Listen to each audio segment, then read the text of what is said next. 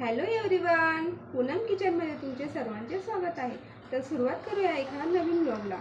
तर आपण आज कोथिंबीर वडीची रेसिपी बघणार आहोत। सर्वांना असा प्रश्न पडतो, आता सोमवार आहे, श्रावण सोमवार आहे, तर काय नक्की काय बनवायचं ते समजत नाही। तर आपण एखादी रस्साभाजी केली, भात, तळलेले पापड किंवा कुरडया असं बनवलं की त्यासोबत अशी कोथिंबीर वडी रेसिपी बनवली की असं ताट तयार होतं। तर मी आज तुम्हाला तीच कोथिंबीर वडीची रेसिपी आज तुम्हाला दाखवते। तर तुम्ही माझी ही रेसिपी शेवटपर्यंत बघा, तुम्हाला नक्की आवडेल। आणि ह्या ज्या ट्रिक्स आहेत मी तुम्हाला सांगणार आहे, तर तुम्ही नक्की फॉलो करा आणि माझ्या पूनम किचन चॅनेलला बघत राहा।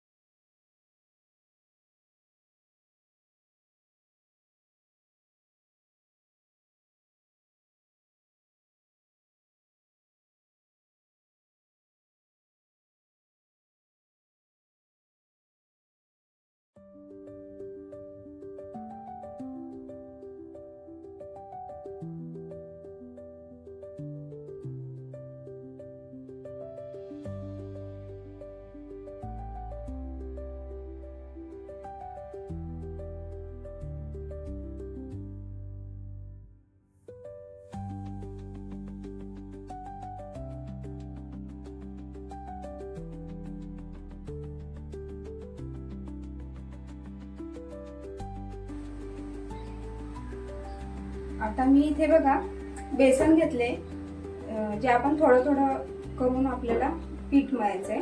आणि पुढे इथे आलं लसूण मिरचीची पेस्ट करून घेतले। इथे थोडीशी हळद घेतले, जिरेपूड, मीठ, तिळे घेतले, ओवा घेतलाय आणि थोडंसं 1-2 चमचे तांदळाचं पीठ घेतले। तर आपण पीठ मळून घेऊया पुढे।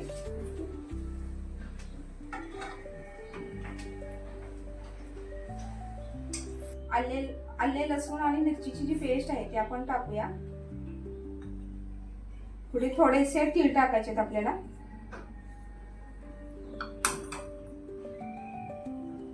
तर जिरेपूड टाकून घेऊया।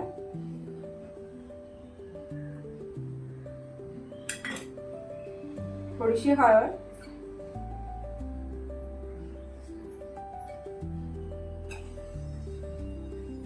हे तांदळाचं पीठ आहे ते पण थोडंसं टाकूया। 2 चमचे मी चरून टाकले। जो ओवा आहे तो आपल्याला क्रश करून घ्यायचा आहे। आणि मीठ टाकूया आता लास्टला। मी सगळी पुरतं मीठ असं टाकून घ्यायचं। तर आता हे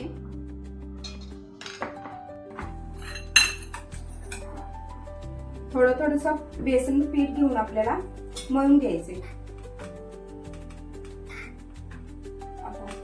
थोडंसं मळून घ्यायचं पीठ। त्यामध्ये पाणी जास्त घालायचं नाहीये।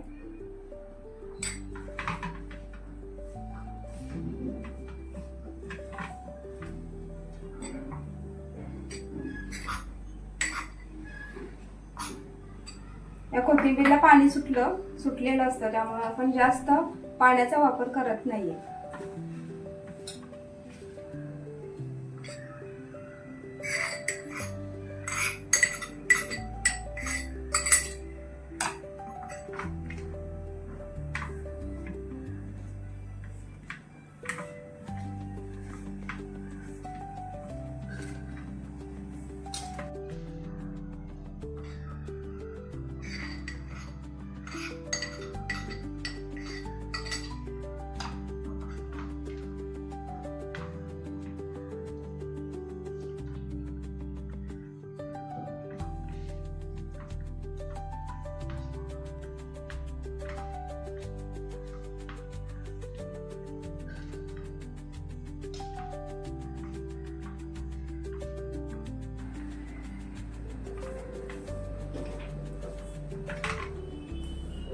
थोडंसं चालू करा, थोडंसं पाणी टाकलेलं आपण। आता थोडंसं आपल्याला थोडंसं असं नॉर्मल असं पाणी टाकून थोडंसं एकजीव करून घेऊया.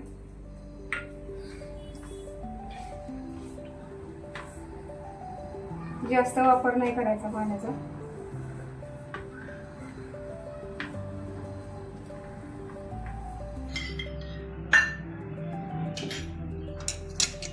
तेल लावून घ्यायचं चाळणीला.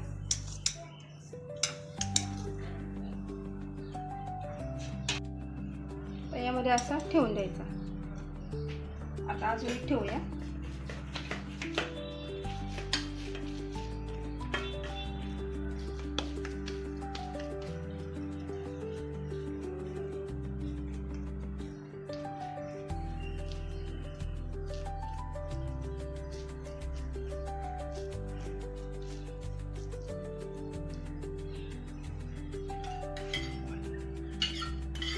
आता आपण हे उकडून घ्यायचंय.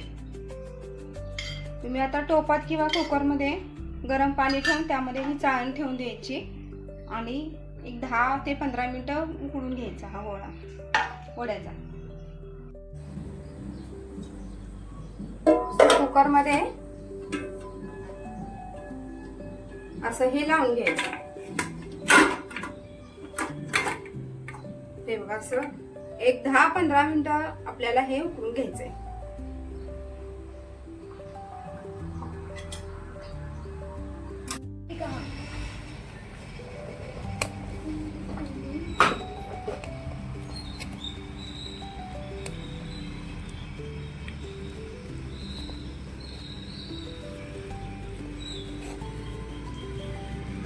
गार झाल्याशिवाय थोडंसं हे होतं ते.